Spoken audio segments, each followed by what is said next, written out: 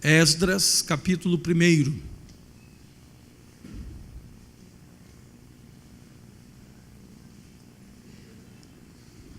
Entre Crônicas e Neemias, livro de Esdras, capítulo 1, versículo 1.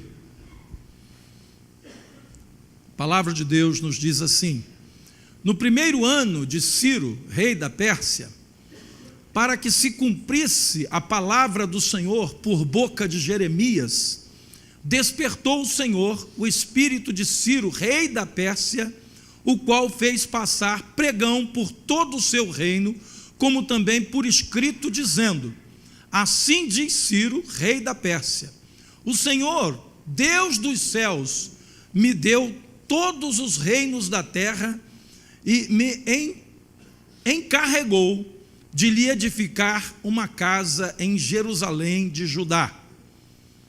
Quem dentre vós é todo o seu povo, seja seu Deus com ele, e suba a Jerusalém de Judá e edifique a casa do Senhor, Deus de Israel, e ele é o Deus que habita em Jerusalém.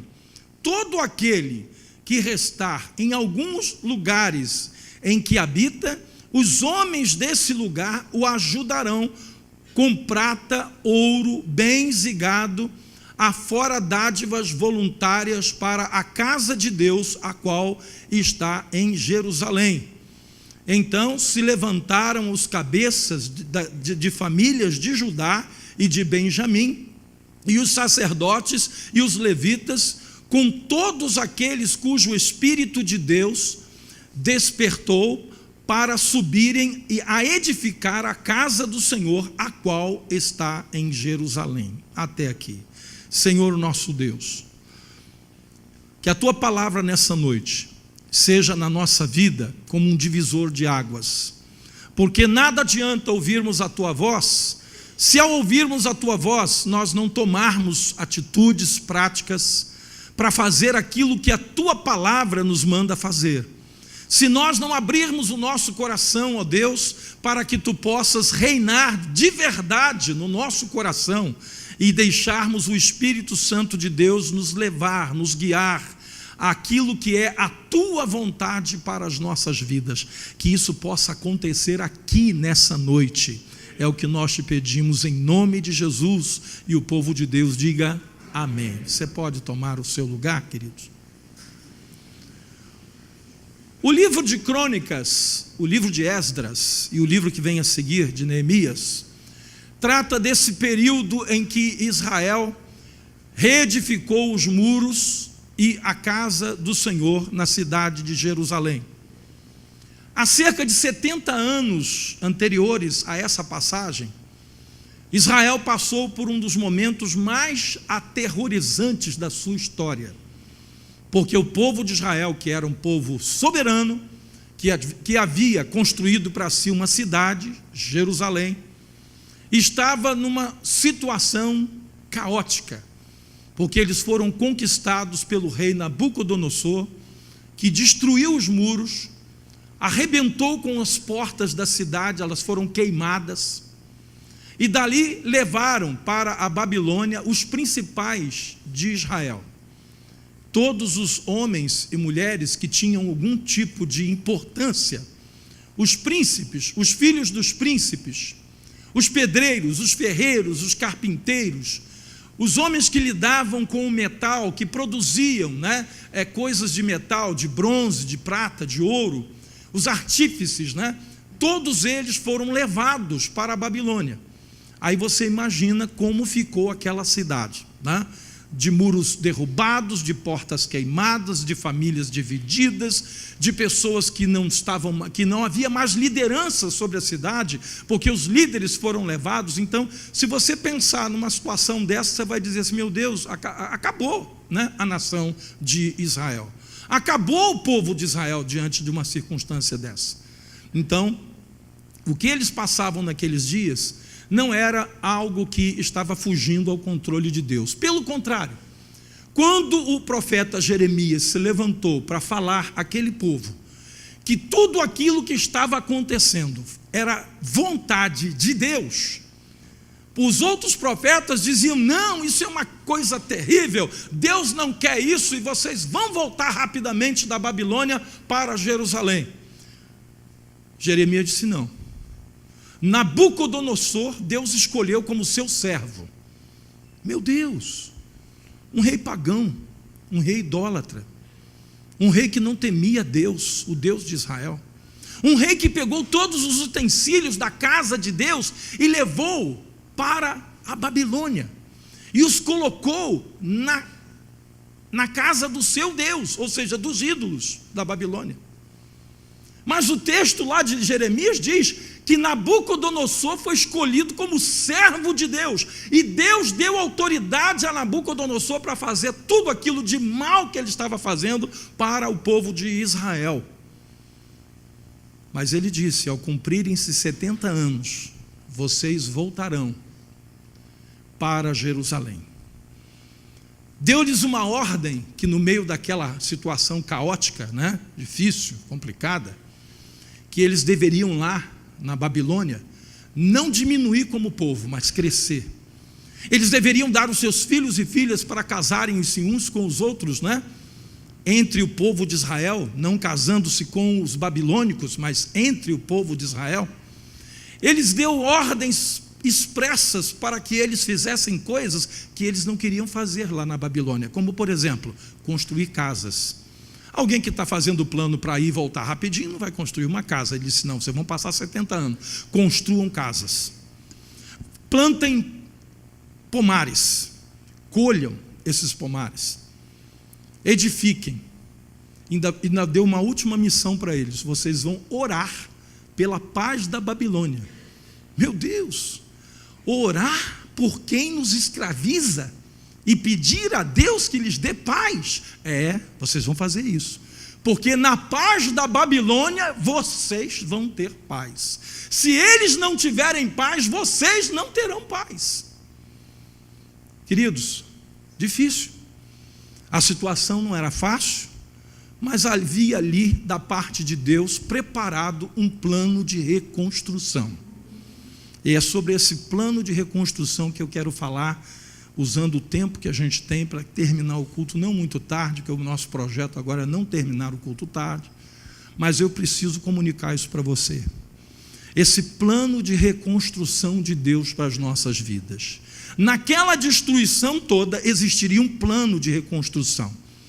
Muitos do povo de Israel que foram deportados, quando os anos foram passando, eles entraram numa situação de desesperança, porque você imagina, eles foram com o projeto de ir e voltar rapidinho, aí passou o primeiro ano, eles não voltaram, passaram os primeiros 10 anos e eles não voltaram, passaram os primeiros 20 anos e eles não voltaram, passaram o jubileu de prata 25 anos, não voltaram, passaram o jubileu de ouro 50 anos e não voltaram. O que você acha que estava acontecendo com aquela geração que estava lá?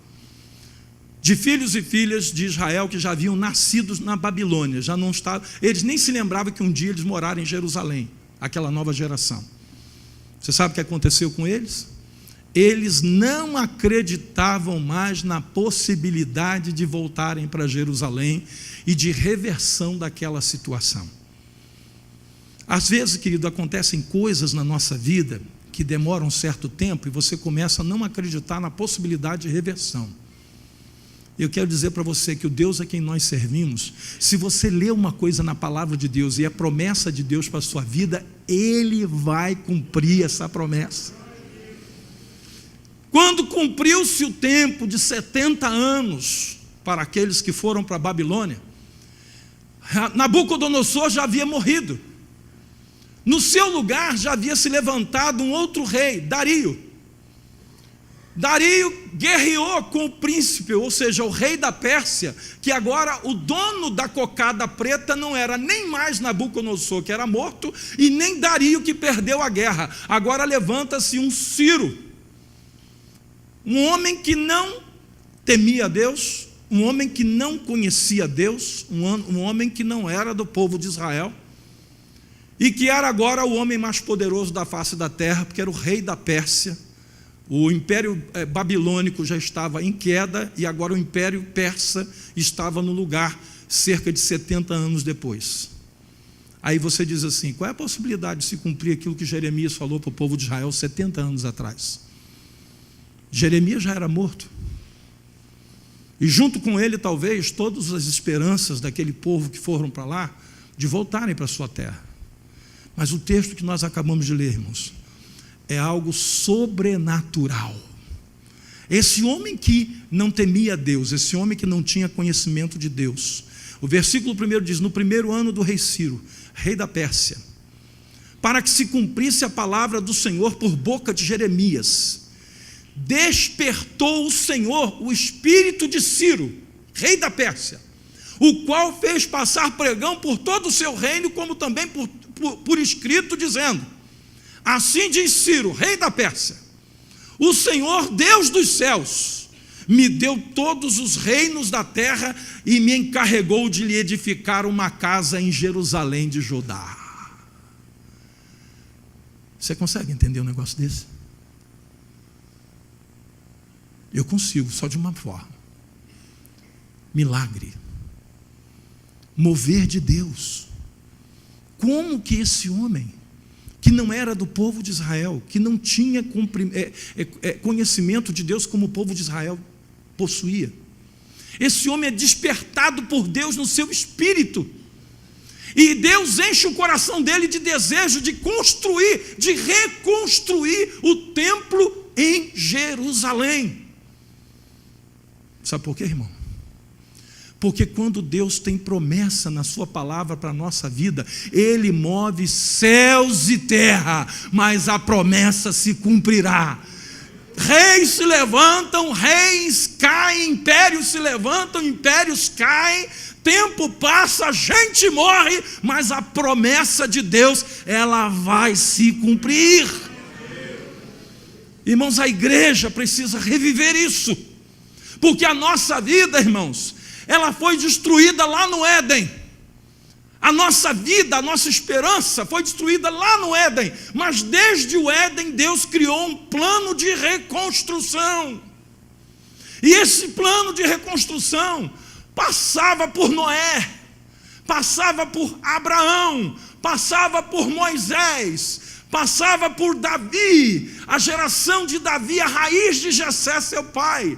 Passava pela prostituta Raabe, que salvou os emissários que foram enviados para espiar a terra de morrerem. Passava por Jesus, para chegar até as nossas vidas hoje, porque a promessa de Deus ainda está vigorando e ainda está se cumprindo nas nossas vidas.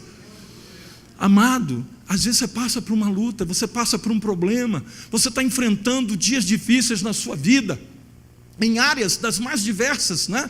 Financeira, família, emocional, espiritual, batalha espiritual mesmo. E o diabo começa a querer apagar da sua mente, sabe o quê? A promessa que Deus te fez: farei para mim um povo, esse povo será meu, eu lhes serei o seu Deus, e eles serão o meu povo, eu lhes serei como pai, e eles me serão para mim como filhos e filhas. Amados, Deus está cumprindo essa promessa, ela está diante dos nossos olhos. E esse rei, mesmo sendo ímpio, sabe, é despertado por Deus para cumprir algo que Jeremias falou 70 anos lá atrás. E quando Jeremias falou, parecia um absurdo, mas agora 70 anos parecia impossível. Como? Como isso vai acontecer? Pois Ciro começa a revolver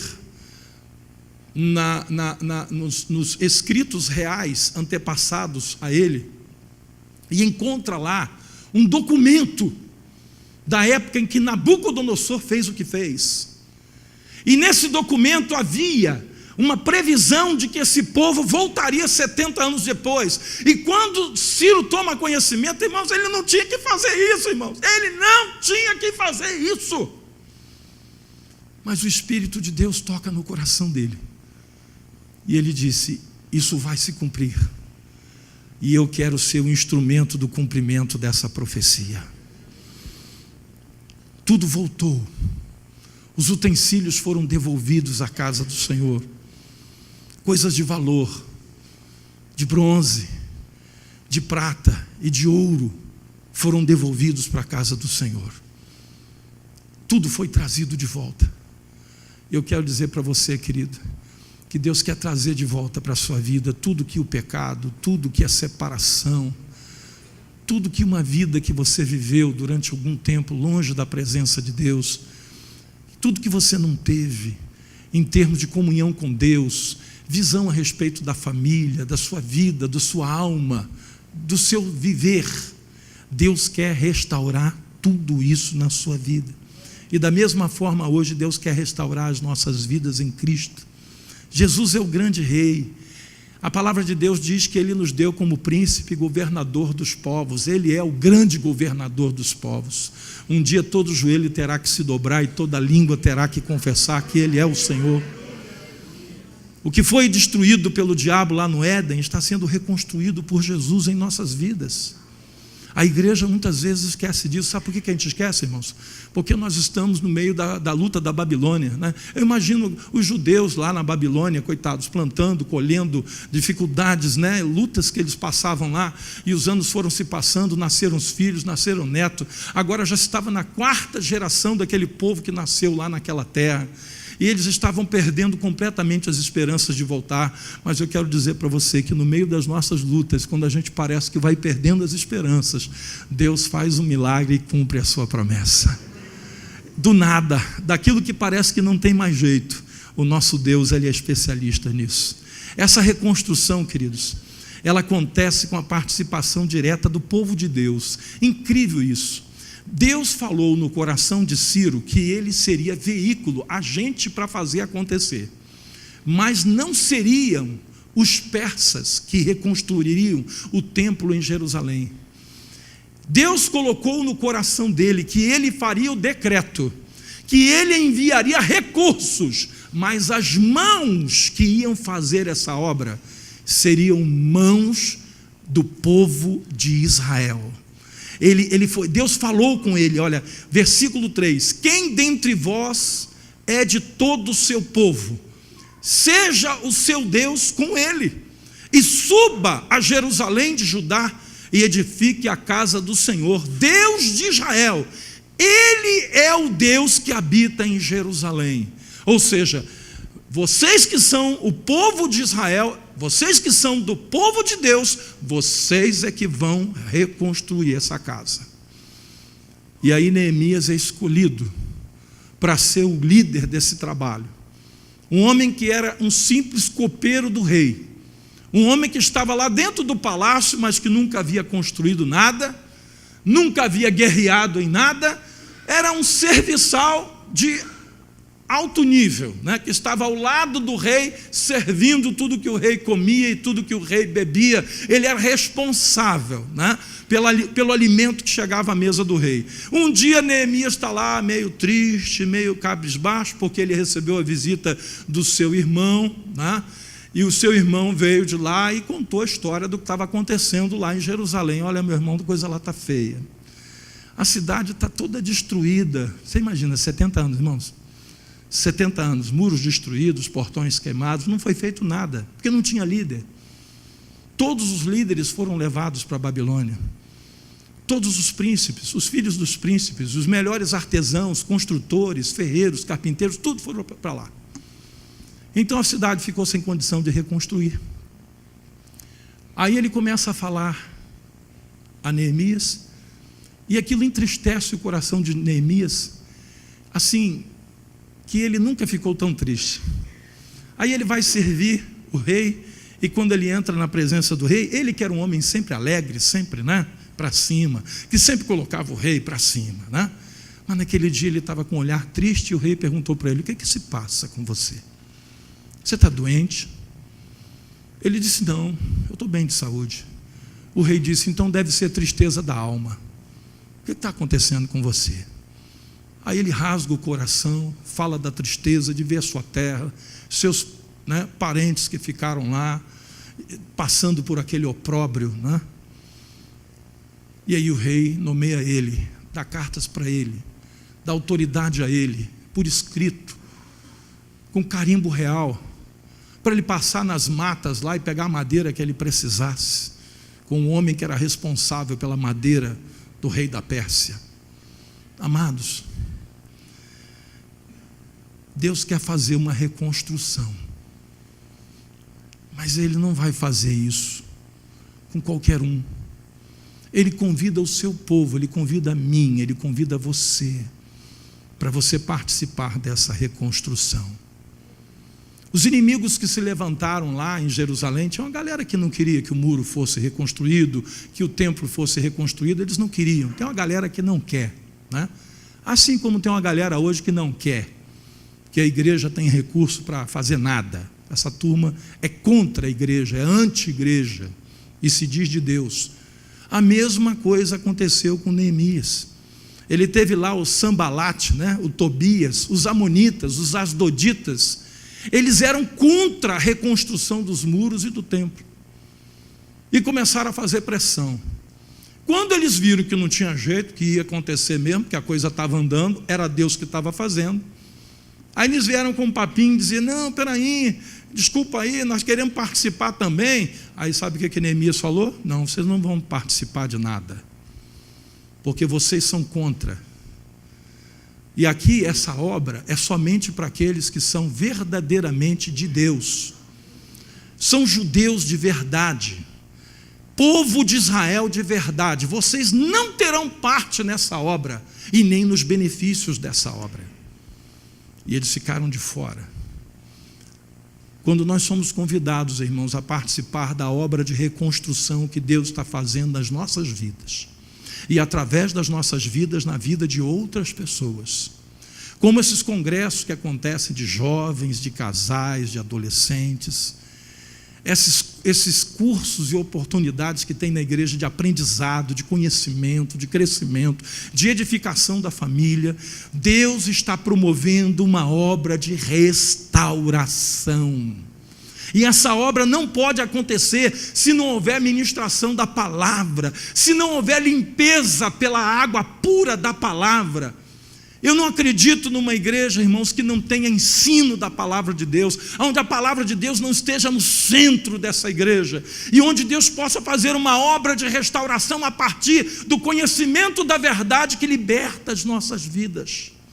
Eu fico triste de ver hoje igrejas que não dão ênfase à palavra, que no culto a palavra é 10, 15 minutos, um versículozinho, lê, acabou, mastiga para lá, para cá, e ninguém entende nada, e ninguém viu nada, e ninguém sabe de nada, e do mesmo jeito que entrou na igreja, sai.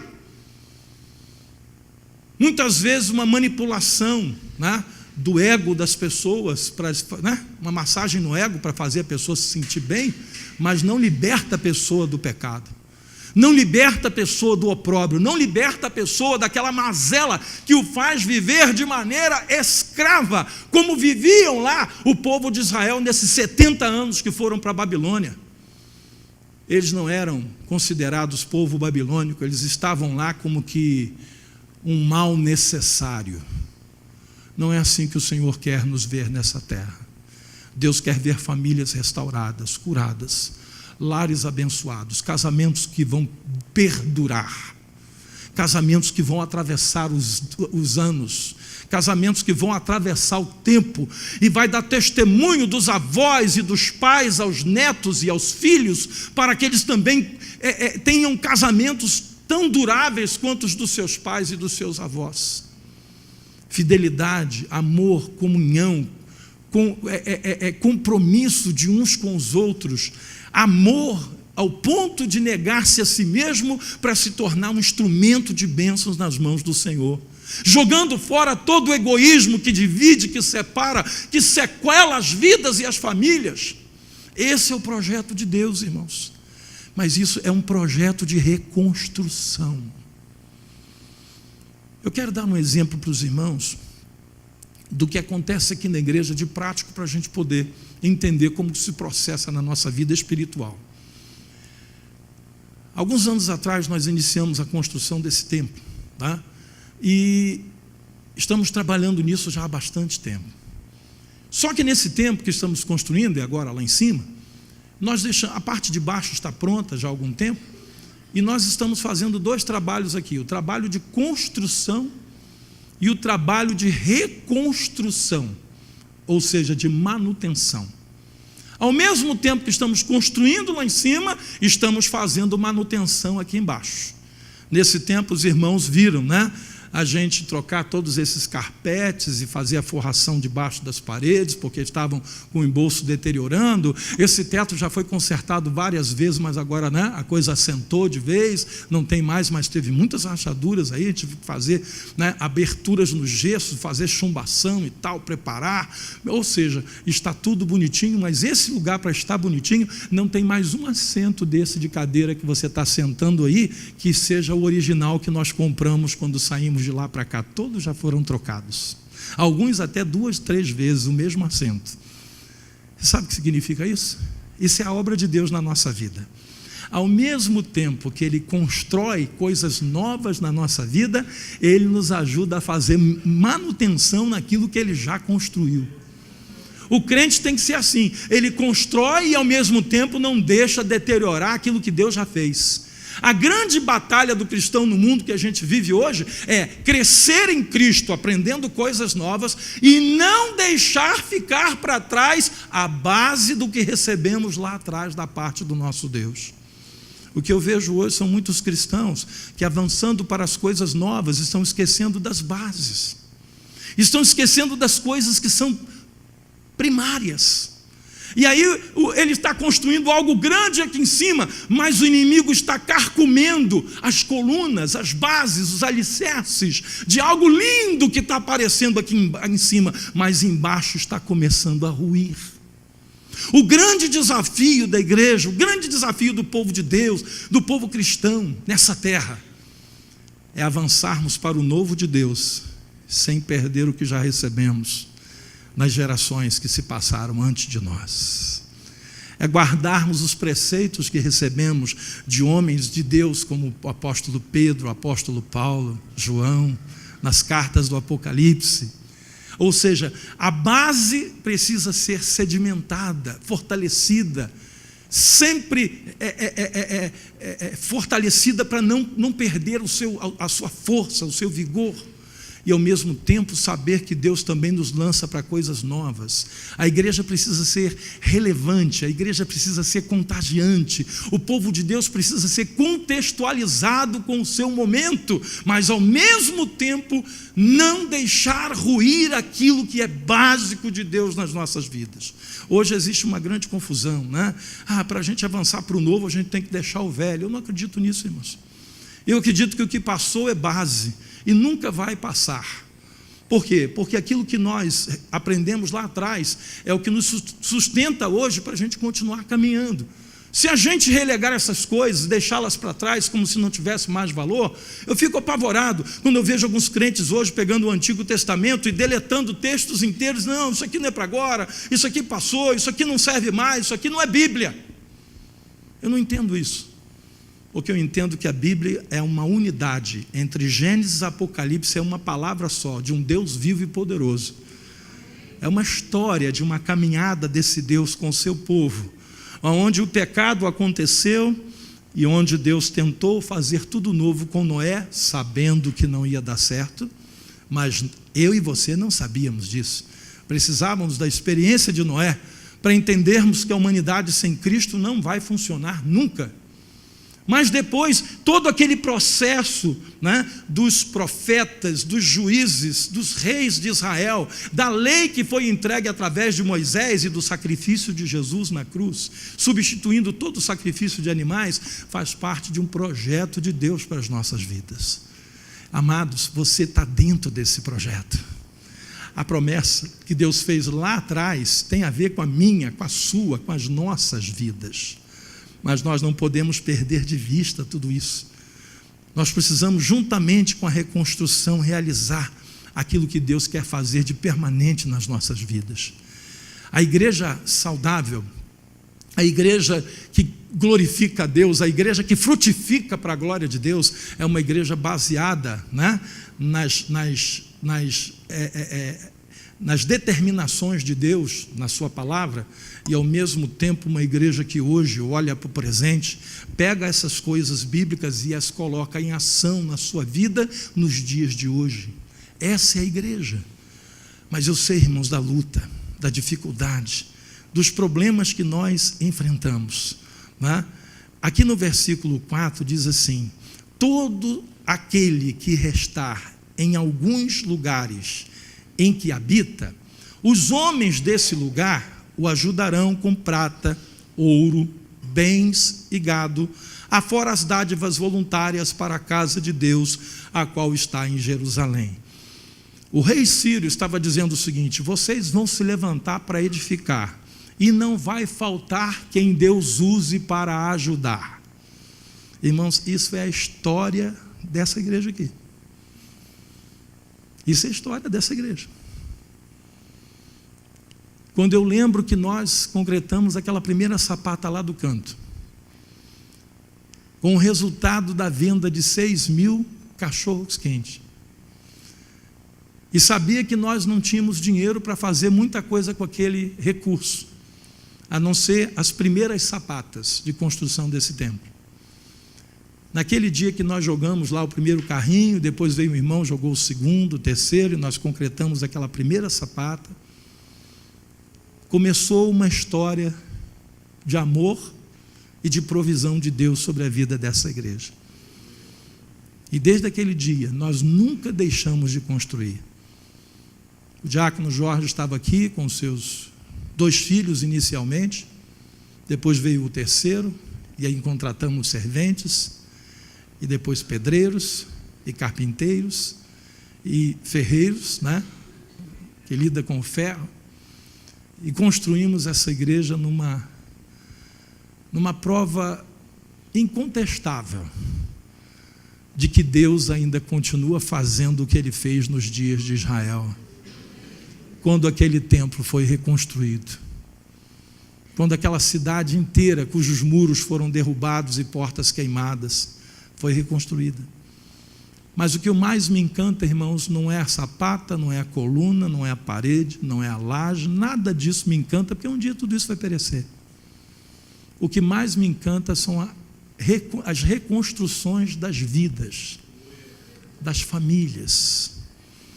Por isso, alguns meses atrás, nós iniciamos o testemunho de uma igreja relevante, porque muitos desses testemunhos eu soube, mas você não tomou conhecimento. E isso edifica as nossas vidas. E até hoje, Deus tem mandado provisão, restaurado famílias, casamentos, abençoado lares, tirado da morte, né, alguns irmãos que já não estariam mais entre nós, se não fosse um milagre de Deus nas suas vidas. E eu louvo a Deus, irmãos, porque isso continua acontecendo. E se você vem nesses últimos dias ficando assim meio abatido com alguma coisa, né, é importante que você entenda que tem que existir unidade. Os homens desse lugar o ajudarão com prata, com ouro, com bens, com gado, e vocês vão juntos, de forma voluntária, construir a casa de Deus. Versículo 5. Então se levantaram os cabeças das famílias de Judá e de Benjamim, e os sacerdotes e os levitas, com todos aqueles cujo Espírito de Deus, né, o Espírito Deus despertou, né, Deus despertou o espírito desses homens para subirem a edificar a casa do Senhor, a qual está em Jerusalém. Eu tenho certeza que hoje Deus ainda está fazendo isso. Pessoas que dizem: eu entendi o chamado de Deus, eu amo meu Deus, eu amo a sua casa, eu amo a família de Deus, eu amo a palavra de Deus. E nessa noite, eu estou te dando a oportunidade, através dessa palavra, de você reafirmar isso diante de Deus, o quanto você ama ao Senhor, e o quanto Deus já reconstruiu a sua casa, e o quanto ainda Deus vai reconstruir na sua vida, na sua família, na sua mente, no seu coração.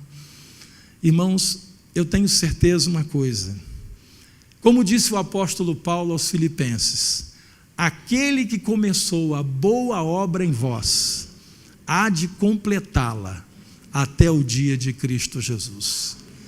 Não vai ficar nada pelo meio do caminho, a obra vai ser completa, a restauração vai ser completa, a bênção vai ser completa. E eu quero nessa noite orar com você. pedindo a Deus que você nunca perca de vista essas coisas. Eu sei que a luta, irmãos, é grande, né? Vem fases difíceis. Às vezes você está passando um vendaval dentro da sua própria casa, dentro de você mesmo, está um turbilhão, né, de pensamentos. Será que isso? Será que aquilo? Dúvidas e temores, né? O apóstolo Paulo disse, são lutas por fora e temores por dentro. Ele disse isso a respeito dele mesmo. E o motivo de nós estarmos aqui nessa noite, a gente podia não ter marcado esse culto, irmãos, mas nós precisamos desse culto de quarta-feira, porque a gente vem do domingo que ficou lá atrás, né? De uma palavra abençoada que Deus nos deu domingo, mas a gente precisa estar junto para orar, para ouvir a voz de Deus, para cantar louvores como cantamos nessa noite, na quarta-feira. Amanhã, na quinta-feira, vamos estar ungindo os enfermos, orando por cura do corpo e da alma. Irmãos, isso é igreja. Os irmãos que vêm de manhã, na segunda e na sexta, para orar lá na torre, sabe, isso faz parte de um projeto de Deus para as nossas vidas. E se você quer nessa noite esse renovar da sua mente, do seu coração diante de Deus, eu queria orar com você, amado. Eu queria que nós ficássemos de pé. Eu queria que você carinhosamente desse a mão ao irmão que está do seu lado, porque isso é coisa para o povo de Deus fazer.